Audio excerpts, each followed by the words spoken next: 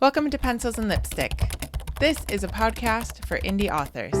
I'm Kat Caldwell, novelist, short story writer, and book coach. Here on Pencils and Lipstick, we're obsessed with all things story, and it is my goal to bring you the writing tips that you need to make your novel come to life. Hey everyone, welcome back to Pencils and Lipstick. I'm Kat Caldwell. As I asked you guys last week, anything that you wanted to be talking about as far as writing tips, and the only person that answered said they wanted to refresh scenes. So that is what we're going to do. We are going to break it up into two parts because I have two different workshops on scenes. I love talking about scenes because it's something that I wish somebody had told me a long time ago. Oh, I feel like it's so long ago when I was starting to write, and I would just kind of write into oblivion, basically. But I'm an overwriter. So I have basically 2 hours of stuff that I like to talk about that I usually break up into two workshops. But I'm going to try to break up the essentials of them into two 20-minute podcasts. Let's see if it's possible. So today we are going to go through the different character scenes and plot scenes and what they mean for your fiction. I not sure a lot of people talk about this. Some of it you'll know, some of it you might not know, but I'm going to try to give it to you guys in some bite-sized pieces. I will be writing about it in my writer's newsletter for the rest of the year, probably. So if you want to get on the writer's newsletter, be sure to check out the show notes below. I haven't been so great at my writer's newsletter, honestly. It's like, to be perfectly frank, but it's mostly because honestly, guys, I get to the point where I'm not really even sure what to talk about anymore, like what people need help on, what we want to chat about. And when I got really into the story that I'm writing, and it just sort of took over my life. But now that I have something to talk about, other than like, oh, it's Christmas and nobody can find any time to write. Let's talk about scenes and what they mean. So get on the writer's newsletter. I usually have a really fun end of the world. Oh my gosh, that'd be terrible. End of the year, 12 days of Christmas, sort of gifts, 12 days of gifts to you guys as well, which includes sometimes my books for free. Sometimes they are discounted. A lot of times it's my workshops for free or discounted, and they're only good for one day. So you have to be on the writer's newsletter to get those. And sometimes I have other people who offer things as well. So that usually happens. It's the 12 days of Christmas between Christmas and King's Day, which is January 6th. All right. If you want to know about King's Day, you have to be on my newsletter. It's something that we celebrate in my family because of my husband. So I realize my hair looks green today. If you're watching on YouTube, I don't know why it is. Okay. So it is just me today. Please like and subscribe. I always forget to tell you all that, but it does help the show actually. We are a very small podcast. It's just me. Whenever I say we, I just mean me and all the voices in my head. And we've been going for this is our sixth. Oh my gosh, 6 years. No, this is our 7th year. So we've done 6 years already. So yeah, you should like, subscribe, share it with people. I will have interviews for you again in December. And if you want to be part of the show, if you've written 3 books or more, or you have services that you provide authors, or software or company that helps authors, please let me know. And I would love to have you on the show. A couple of people have reached out on TikTok. That is perfectly fine. Reach out to me on TikTok. It might take me a little bit as I, check out your profile and make sure that you're not a bot. But otherwise, you can get on katcaldwell.com/contact, and you can send me an email there or contact there, which goes straight to my email. You can also respond to any email on my writer's newsletter, which I'm going to tell you again, you should get on. So as far as scenes go, I was talking to one of my clients this week, and there is this idea in writing a story, especially if you are somebody who has grown up on classics, or the last time you read was kind of books written before the 80s, maybe, or if you really like European literature, even modern European literature, you will probably allow yourself to ramble a lot, as I did, in setting up a lot of not just scenery, but just the character and who they are and backstory and anecdotes and all these things about the characters and the story and what's happening. And in fact, my client this week said, you know, when I gave some feedback to some stuff, I said, I don't think that this should end up in your book.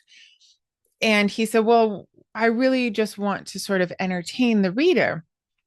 I said, well, the story is like the scene that he had written is entertaining and it's an interesting anecdote.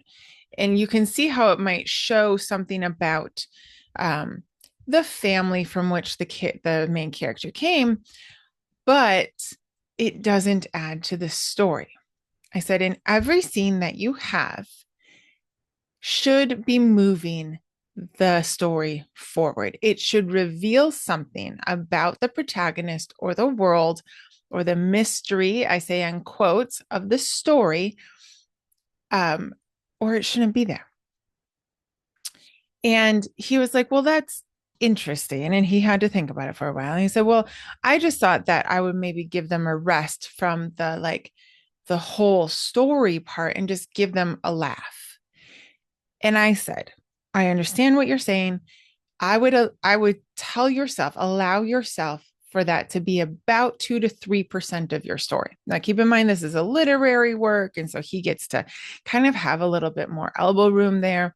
But even as a literary reader, I read everything, honestly. Haven't yet gotten into horror, but I read a lot and I do read some literary. And still, when it's more than 3% of the story and I get lost because I have no idea what this is contributing to the actual story, the book usually gets set down. Now, here's the problem with doing this. The reader is always trying to figure out the end of the story before you get to the end of the story. Okay? So our brains, if you think about yourself as a reader, you are trying to figure out this mystery. And I say mystery not because you're writing a mystery. I'm saying that we don't know this world. We don't know what's happening in this world. And we are trying to figure it out. And our brains are constantly moving forward and trying to go ahead of the author, which is an odd thing to do, quite frankly. I think that's just a really odd thing for us to do. It's this unique human characteristic. While being immersed in a story and just loving being there, we are constantly working our brains to try to figure out what is going to happen. And when we figure it out before it's really revealed, we have this weird sense of satisfaction that can sometimes go into, I love this book, or it can sometimes branch into, I can't believe I figured it out. This author has no idea how to write a story. Okay, that's left for another day. We can talk about that a different day. I think of like The Silent Patient and how some people really loved that book and some people hated it. And I think it all comes down to like whether or not you figured it out and whether or not that made you angry or not. Like, it is actually human nature for you to figure this out, right? So why are you mad about it? I think it might be like, at what percentage point of the book did you figure it out? That might make like augment your anger. Anyway, we are not going to talk so much about the silent patient or mysteries or thrillers. We are just going to talk about fiction in general. So take some time to think about this. Every scene that you have that you choose to put into your book, and if you're an overwriter like me, remember you are going to have to cut some of those scenes. And I told my client, you are going to have to cut some of these scenes. Now, side note, for those who love inside editions of books, you get to then put those scenes on your website or in a newsletter or in a PDF or some sort of secretive, if you want to read the anecdotes of so-and-so's ancestors, you can click here and join my newsletter. Now, my scenes, a lot of times I merge them together. And so I have not been able to use those sort of cut scenes as much. But whatever. If you do have cutscenes, if you do have anecdotes, if you do have, these chapters that you decided not to put in there, use them. Give them to find your super readers, your super fans, by putting them someplace and seeing who goes and clicks on there. So every scene that you choose to put into your final book should force the main character closer to the end of the story. This means, and we're not going to talk about this right now, but this does mean that your character needs to know what the story is and what end they are going to. That kind of goes into your goals, motivation, your goals and motivation and purpose, and the whole reason that your main character has been chosen to be your main character, right? So we're not going to go into that right now. But just keep that in mind. You should know, like, of course, by the end of and I'm talking about, depending on how your brain works, you can figure this out before, in the middle, or at the end. And let me tell you, the more you write novels and the more you understand storytelling, the more you'll be able to do it before you write or during the process of writing. And you'll immediately be able to know which scenes you're going to eliminate. In the historical romance that I'm working on, within a few days, if not a few hours, I'll be like, oh, what I wrote yesterday is no good. It is not going to end up in the final draft. I just know, right? And then sometimes I need my editor to be like, you need to add a few scenes or add this or clarify that and cut that. Okay. So we're talking about at the end of your finish draft before you send it to the editor. So you should know what your MC is doing there in the story and why you chose them and what is the end. Okay.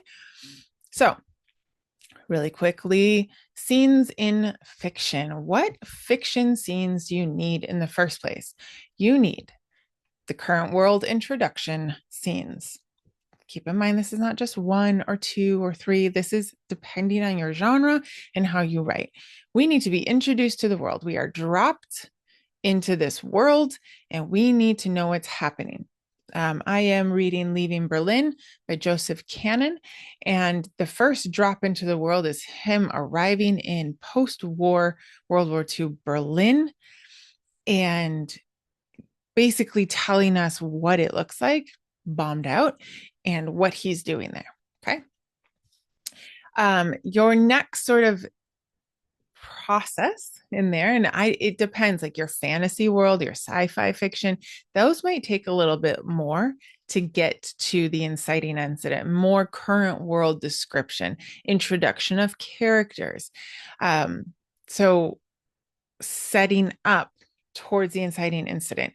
If you're on a thriller or a mystery, a lot of times the inciting incident sometimes even comes before the current world. It's like the first scene, here drops a dead body from the sky, right? So there is a little bit of a leeway here. And so this is where it comes into you reading your genre, you understanding the storytelling aspects of your genre, and just getting some advice from people in practice. Okay. So then your inciting incident, this is what happens to press the main character into the story. Okay. So for Leaving Berlin, he is there to be a spy.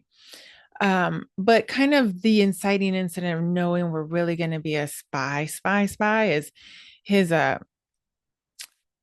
handler, I guess they're called, dies. And so he's kind of thrown into this world of like, oh no, I'm here all alone. I'm on, working for America without a handler, and here goes. And I still have to like figure out, at what point I'm sort of going to be allowed out and all this. Okay. So he's like thrown into it even more. Inciting incident. What awakes them from their sleepy life? Does the husband walk in and say he wants a divorce, or the wife? Does the agency call and say that they have a baby for them to adopt? Does the main character lose their job? Do they decide everyone has to work for Christmas? Because they get mad? Because I don't know. I don't know. All your inciting incidents. We know inciting incidents, right? Okay. Then you have to set down the goals of your main character. Now, this is something that you should know or you should work through. Um, this is going to be the main character accepting what has happened in the inciting incident, and they sort of set forth a plan that will push the story into becoming a story, right? Okay. So they accept that there's been this change in their world. And now they've sort of shifted, this is my plan for this. Let's say your job says you have 6 months left and then we're closing down and we've declared bankruptcy. Maybe 6 months is a long time for that. So you, as a human, would start thinking, what do I got to do? I have to work here while looking for a job. I have to start probably saving money. I have to do this. This is how we work, right? So, what's your main character doing, and how are they accepting what has happened and then moving into the story? Maybe they don't accept what has happened. Maybe they refuse to, and that's what starts the story going forward. Okay. Then we have the things called twists, turning points, and pinch points. Okay. Twists throws the plot into a twist away from what they're expecting. You usually do this by moving the main character towards something that they think is going to happen, and then you twist it around and things do not result in the way that they thought they were going to result, therefore surprising the reader and the main character as well. Turning point are when the main character figures something out and sort of because of this they have done a good job, or they get new information and it reaffirms their goal, so I am on the right track, or it makes them realize that they need to tweak their goal. Okay, so turning points in when they've learned new information about themselves or about the situation, and then they have to either say, yes, therefore I am on the right track, or therefore I need to change the track that I'm going. All right. And then a pinch point is when a new stake is added to force the main character to have a reaction or an emotional change. All right. And so pinch points, twists, and turning points can happen anywhere in the story. And a lot of people will have their theories of you should have one or two per sort of section. I don't know. If you have a 3 act, that you should have this many and that. And I think that so depends on how you write, how you want to tell the story, what your genre is. It's very difficult to tell you as an audience exactly how many you should have. You should have one or two twists. You should have one or two turning points, and you should have like pinch points, new stakes. You should have new stakes. Let's say like in Bended Loyalty, his brother leaves. That's sort of the inciting incident of the band, right? He gets back to, he's visiting his mother for her birthday, and he realizes his biological father's back in town, and that's sort of a new stake added of like, what do I want to do with my life? And he realizes I don't want anything to do with them. I'm going to continue on, with my city life. Then his girlfriend's father, a twist, he kicks him out of not being able to live there unless he can pay rent, which he can't. So he goes back to his house, and then he finds out that his mother is about to lose the house. So we're adding in these things, and a lot of times this is already part of your storyline, right? So don't overcomplicate it. Just sort of see, maybe analyze what you've already come up with and where they sort of fit in these. Then most stories are going to have that dark night of the soul in which the main character loses everything, or they lose something that they had been going for. They lose sight of the goal, possibly. Maybe they decide it's too hard. That really happens in dystopian, right? They can't get it. It's too hard. They've lost a battle. Yes, but you haven't lost the war, right? In the climax, we are at the most tense point of the novel. And this is sort of going to determine whether the main character is going to win at their goal or lose at their goal, right? And then Then we have the denouement, the new world. That is sort of the last part of your novel. This ties up any loose ends. It releases the tension buildup. It sets up for the next book if you have a series. It gives the main character time to reflect, maybe time to tell the audience, exactly what happened, um, explain anything else, find out where the mother is. And if you've read, you know, the time in between, you know what I'm talking about. Where is the mother? I don't know. The denouement is interesting because, well, I find it interesting because when I first started writing, for years, I had no idea that the denouement could be chapters and chapters long. Like I thought it had to be like, let's go. And again, if you grow up on classic literature or European literature, this is going to influence you, right? So your denouement can be quite long. And I remember realizing that when I was reading a thriller because it was setting up for the next book. I was like, this thing never ends, although it's interesting. And it's like, oh, but I have so much release of tension and now I'm like settling in. And of course, you get that, and it's almost like a new inciting incident happens to set off the next book. And then you go, then which ratchets up the tension, which then makes you want to go out and buy the book. It was a great idea. But I hadn't thought of that before. And this was only a few years ago, maybe 5 years ago. So understand your genre again with the denouement. Do not overdo it.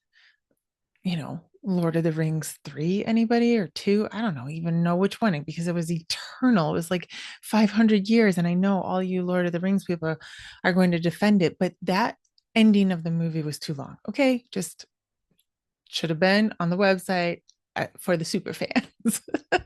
Now I've lost like half of you. Okay. I'm sorry.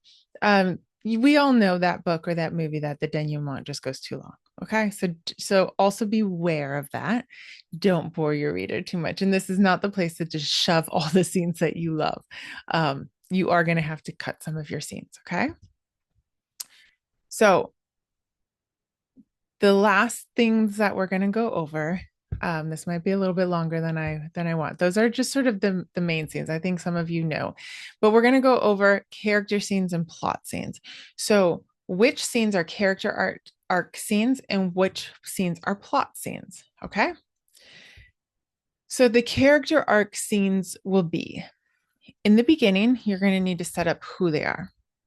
Are they a struggling musician who thinks that he's almost hit the top, like Tristan in Bended Loyalty? Is she actually an English woman being held in slavery after the war in Algeria in 1831, like Rowena in Stepping Across the Desert?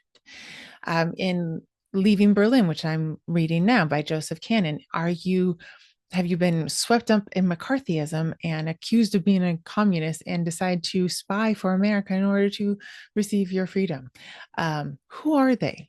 What are they doing? Okay, because you're also going to need to set up your goal, conflict, motivation, and need in those times, right?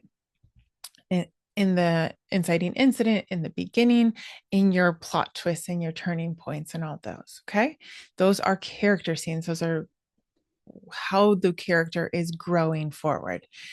You're also going to have some scenes, most likely, that will then show up in almost every scene afterwards, is the third rail, or otherwise called the scar or the ghost. What are they overcoming? Okay. That third rail you need to sort of figure out. This is going to determine their goal in conflict and motivation. It is going to be the underlying of the motivation. It is probably going to be part of their need of what they need to overcome as well. If you guys don't understand goal, conflict, motivation, and need, please let me know, and we can do a whole podcast on that as well. Your other character scenes are going to be a little bit lighter, I guess, and gathering your allies or opponents and meeting the side characters.